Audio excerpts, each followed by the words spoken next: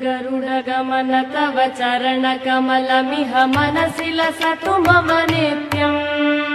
गरुडगमन तव चरणकमलमिह मनसि लसतु मम नित्यम्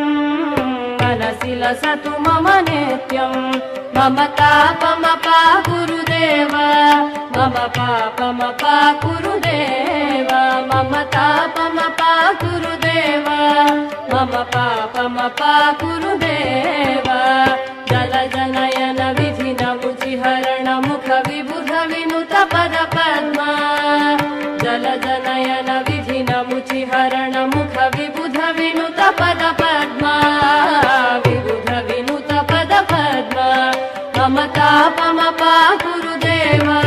मम पापमपा गुरुदेव मम तापमपा गुरुदेव मम पापमपा गुरुदेव।